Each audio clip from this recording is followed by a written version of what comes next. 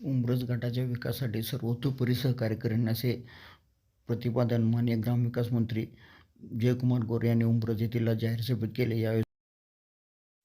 यावेळी माननीय जयकुमार गोरे यांच्या उपस्थितीत ग्रामपंचायतचे माजी उपसरपंच, त्याचबरोबर राष्ट्रीय काँग्रेस आणि राष्ट्रवादी काँग्रेसचे युवा नेते, युवा कार्यकर्ते यांनी आज भारतीय जनता पार्टीमध्ये जाहीररित्या प्रवेश केला। यावेळी मान्य आमदार जयकुमार गोरे, त्याचबरोबर मनोजदादा घोरपडे आणि धैर्यशील दादा कदम यांनी या सर्वांचे स्वागत केले।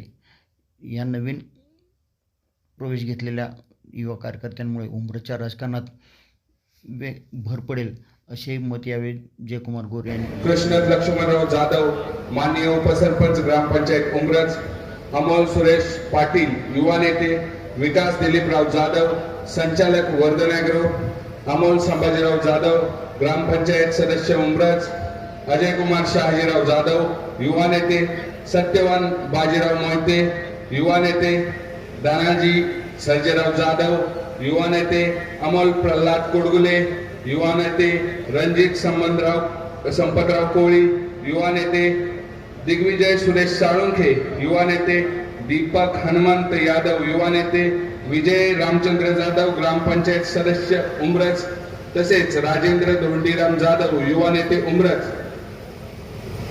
विनायक राव जाधव उपसरपंच ग्रामपंचायत उंब्रज,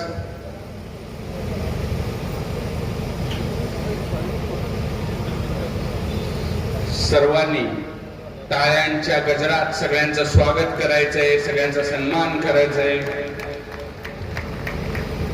आदरणीय जयकुमार गोरेभाऊ ग्रामविकास मंत्री व पंचायत राज मंत्री यांच्या हस्ते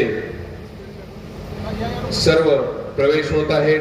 पुन्हा एकदा सर्वांची नाव घेतो। अजित संपतराव जाधव माजी उपसरपंच ग्रामपंचायत उंब्रज, जयसिंग शरदराव पाटील युवा नेते, कृष्ण लक्ष्मण जाधव उपसरपंच ग्रामपंचायत उंब्रज, अमोल सुरेशराव पाटील, विकास दिलीपराव जाधव, अमोल संभाजी जाधव, अजय कुमार शहाजीराव जाधव, सत्यवान बाजीराव मोहिते, दानाजी सर्जेराव जाधव, अमोल प्रल्हाद कुडगुले, रणजित संपतराव कोळी, दिग्विजय सुरेश साळुंखे, दीपक हनुमंतराव यादव, विजय रामचंद्र जाधव, राजेंद्र धोंडीराम जाधव या सर्वांचा भारतीय जनता पार्टीमध्ये प्रवेश झालेला आहे। धन्यवाद सर। ज्यांचा प्रवेश झाला त्यांच्यासाठी एकदा जोरदार टाळ्या झाल्या पाहिजेत।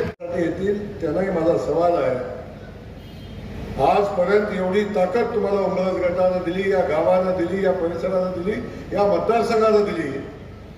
आजपर्यंत उंब्रज गावाचा एवढा मोठा जटिल प्रश्न आहे, जो या गावातल्या कचऱ्याच्या डम्पिंग ग्राउंडचा प्रश्न आहे, तो आजपर्यंत 25 वर्ष या लोकांनी तुम्हाला सत्ता दिली, तो प्रश्न आजपर्यंत का सुटला नाही? त्या प्रश्नाला आजपर्यंत न्याय का मिळाला नाही? आजही आपण पाहतो की त्या कचऱ्याची अवस्था, नदीच्या बाजूला डम्पिंग ग्राउंड, काय अवस्था त्या भागाची आहे, त्याच्याकडे आपण कधी पाहणार आहोत का नाही? या गावाचा तो विषय कधी संपणार आहे का नाही? हा माझा सवाल आहे।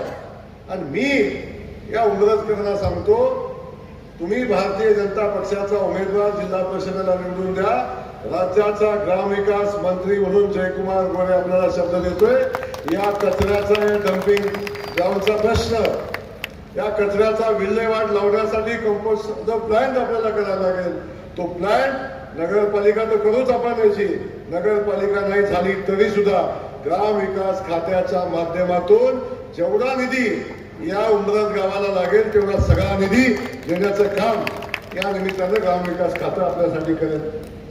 यासोबत आपण बघितलं, माझा दुसरा सवाल आहे, इथं संरक्षण भिंतीचं काम गेल्या अनेक वर्षापासूनची आवश्यकता आहे।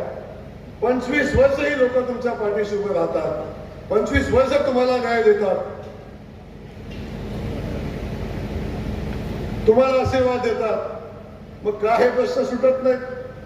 आज आपण इथं बघतो, एवढं मोठं गाव आहे, 17,000 मतदान या गावाचं आहे, म्हणजे या गावाची नगरपालिका वास्तविक पाहता होणं आवश्यक आहे। जोपर्यंत या गावाची लोकसंख्या एवढी मोठी असताना एवढा मोठा लोकसंख्येचा बोजा या पायाभूत व्यवस्थेवर आहे, या व्यवस्था मजबूत करणं हे ग्रामपंचायतीला सहजासहजी शक्य होत नाही. माझा सवाल इथल्या माझ्या आमदारांना आहे, 25 वर्ष या लोकांनी तुमच्यावर प्रेम केलं, ताकद दिली, का आमच्या उमरजला न्याय मिळाला नाही? का आमचं उमरज नगरपालिका झालं नाही? का उमरज आमची नगर परिषद झाली नाही? या शहराला आम्हाला का न्याय मिळाला नाही? कसं होईल, कसा न्याय मिळेल? या सगळ्या पायाभूत सुविधा मजबूत करायच्या असतील तर याची नगरपालिका होणं आवश्यक आहे. मी पुन्हा आपल्याला शब्द देतो, आता जिल्हा परिषदेची निवडणूक आहे, पण येणाऱ्या कालखंडामध्ये उमरज शहराला वैभव प्राप्त करून देण्यासाठी या शहराची नगरपालिका करण्याची जबाबदारी आपण या निमित्तानं घेतोय. आमचं सरकार, भारतीय जनता पक्षाचं सरकार, राज्याचे मुख्यमंत्री या शहराला नगरपालिकेचा दर्जा देतील हे या निमित्तानं मी आपल्याला सांगतो. असे अनेक विषय आहेत. या गाव एवढं मोठं होत आहे, आजूबाजूची सगळी गावं या गावामध्ये येत आहेत, बाजारपेठ मोठी झाली, या गावात येणाऱ्या लोकांची संख्या मोठी आहे, पण या गावाला एखादी चांगली सुनियोजित अशी बाजारपेठ व्हावी अशा पद्धतीची बाजारपेठ इथं नाही, त्याला जागा उपलब्ध करून दिली पाहिजे. हा इथला प्रश्न आहे. माझा आमदारांना सवाल आहे, माझ्या आमदारांना, 25 वर्ष तुम्हाला असं का वाटलं नाही की आमच्या उमरज शहरामध्ये या शहराची बाजारपेठ एक सुनियोजित बाजारपेठ व्हावी, त्यासाठी जागा उपलब्ध व्हावी असं आपल्याला का नाही वाटलं? एवढं मोठं गाव आहे आणि या गावाला हा न्याय का दिला नाही आपल्याला? आपण या गावाच्या बाजारपेठ बनवण्यासाठी जी जागा उपलब्ध करावी लागेल ती जागा सुद्धा आपण जिल्हा परिषदेच्या मार्फत उपलब्ध करून देऊ. या गावाला न्याय देण्याची भूमिका आपण घेऊ. इथं आलेल्या सगळ्या बांधवांना अगदी चांगली बाजारपेठ मिळेल याची व्यवस्था आपण करू. असे अनेक विषय या शहराचे आहेत. आता एवढं मोठं शहर आहे, आजोबा गाव आहे, आजूबाजूची सगळी गावं इथं येतात. आता इथनं निघायचं म्हणलं तर तहसीलदार ऑफिस म्हणून कुठं जायला लागतं? कराडला जायचं. एवढा मोठी तहसील कचेरी इथं आहे. आमच्या इथल्या प्रत्येक नागरिकाला आपल्या छोट्या मोठ्या कामासाठी आपल्याला कराडला जायला लागतं. याच गावात अप्पर तहसीलदार कार्यालय चालू झालं पाहिजे आणि इथल्या लोकांचं काम याच गावात झालं पाहिजे अशा पद्धतीची भूमिका घेऊन आपल्याला काम करायला लागेल. माझा शब्द आहे, येणाऱ्या 6 महिन्याच्या आत या शहरातलं अप्पर तहसीलदार कार्यालय आपण चालू करू आणि त्या लोकांना न्याय देण्याची भूमिका आपण घेऊ. आजपर्यंत हे कधी घडलं नाही. मला सातत्याने सांगावं लागतं या भागात जेव्हा जेव्हा मी येतो, अरे आमचा मानखटाव पत्रकार बंधू इथं बसलाय, आमचा मानखटाव दुष्काळी मानखटाव आपण बघत होता, आज अख्खा मानखटाव पाणी वाहतंय, अख्खा मानखटाव प्रगतीच्या दिशेने चाललंय की विकसित तालुका म्हणून मानखटाव आपण बघतोय. दहिवडीचं आमचं तहसील कार्यालय होतं, आम्ही मसवडला अप्पर तहसील कार्यालय केलं, आम्ही त्या ठिकाणी MIDC आणतोय, आम्ही एक विकसित मानखटाव बनवण्याचं काम वेगानं आम्ही पुढे घेऊन जातोय. आणि इथं नदी काठाला असणारं आमचं हे उमरज गाव, इथं एवढं समृद्ध भाग इथं असताना या शहरातल्या पायाभूत सुविधा उभी करण्याची क्षमता तुमची नाही. आणि त्यामुळं या शहराचं कायम या उमरज गावाचं नुकसान प्रचंड मोठं झालेलं आहे. माझं या शहरातल्या सगळ्या लोकांना माझं सांगणं आहे, आपण ताकदीनं भारतीय जनता पक्षासोबत राहा. देशामध्ये मोदीजींचं सरकार आहे, राज्यामध्ये आदरणीय देवेंद्र फडणवीस साहेबांचं सरकार आहे. आता जिल्ह्यामध्ये मी मंत्री ग्रामविकास खात्याचा आहे, आदरणीय शिवेंद्र बाबा आमचे मंत्री आहेत, 2 मंत्री आम्ही शासनाचा घटक म्हणून काम करतोय. तेव्हा आमच्या जिल्ह्याला न्याय मिळाला पाहिजे भूमिका सातत्याने आमची आहे. आम्ही या जिल्हा परिषद गटाला सुद्धा न्याय मिळवून देण्याची भूमिका आहे. माझा सवाल इथं उभा राहिलेल्या समोरच्या पक्षातल्या जिल्हा परिषदेचे उमेदवार आहेत त्यांनाही आहे आणि पंचायत समितीच्या उमेदवारांना आहे. सांगा, आता तुम्ही उद्या निवडून येणार नाही, पण समजा तुम्ही जिल्हा परिषद सदस्य म्हणून निवडून आलाच,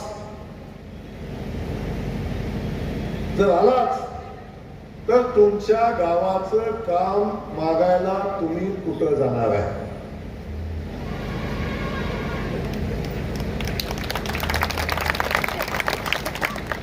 सगळा सवाल आहे, कुठं जाणार?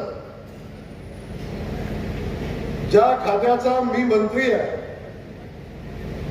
ग्रामविकास खात्याचा मंत्री आहे, त्या ग्रामविकास खात्याच्या अंडर जिल्हा परिषद येते, त्या ग्रामविकास खात्याच्या अंडर पंचायत समिती येते, त्याच ग्रामविकास खात्याच्या अंडर ग्रामपंचायत येते आणि ह्या तिन्ही संस्थांमध्ये जे जे काम करायचंय ते प्रत्येक काम मंजूर जिल्हा परिषदेतलं असेल किंवा पंचायत समितीचं असेल किंवा ग्रामपंचायतीचं असेल, हे प्रत्येक काम मंजुरीला ग्रामविकास खात्याकडेच यायला लागतं. अख्खं ग्रामविकास खातं तुमच्या समोर उभं आहे. ते तुम्हाला सांगते या भागाला काय कमी पडू देणार नाही आणि या खात्याची ताकद एवढी आहे. तुम्हाला सांगतो सगळंच आमच्या खात्यात मिळतं.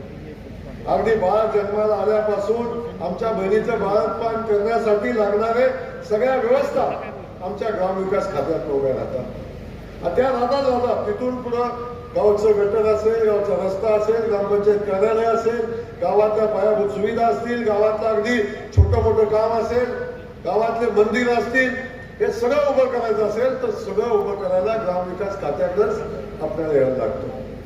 नव्हे ते कशाला, अगदी स्मशानभूमी बांधायची असली तरी सुद्धा ग्रामविकास खात्याकडेच यायला लागतं. आणि स्मशानभूमीतला आतला जो कट्टा असतो ना, तो कट्टा जरी बांधायचा असला तरी ग्रामविकास खात्याकडेच यायला लागतं. तेव्हा माझा सवाल समोरच्या लोकांना आहे, सातत्याने या भागाला मागं ठेवायचं काम केलंय. आता तुम्हाला माझी विनंती आहे, आता ग्रामविकास खातं इथे येऊन तुम्हाला विनंती करते, या गावाला, या जिल्हा परिषद गटाला, दोन्ही पंचायत समिती गणाला लागेल ते सगळं देण्याचा शब्द या निमित्तानं मी देतोय. आता तुम्ही फक्त तुमची जबाबदारी पार करा, तुम्ही तुमचं काम करा, बाकी सगळं काम आम्ही करतो. या गावातलं जे जे काम आमचा रणजित सांगेल ते प्रत्येक कामाला न्याय देण्याची भूमिका ग्रामविकास खात्याचा मंत्री म्हणून जयकुमार गोरे घेईल, आमचे मुख्यमंत्री घेतील. हा शब्द या निमित्ताने आपल्या सगळ्यांना निमित्ताने देतो. जेव्हा 9 तारखेला निकाल लागेल तेव्हा हे तिन्ही उमेदवार गुलाबात असतील याची काळजी आपण सगळ्यांनी घ्या, अशा पद्धतीने विनंती करतो. सह्याद्री कारखान्याचे माजी संचालक माणिकरावजी पाटील साहेब आणि तिन्ही उमेदवारांना साथ देण्यासाठी स्टेजवर उपस्थित आहेत, त्यांचंही मनापासून या ठिकाणी आभार मानतो, त्यांचं कौतुक करतो.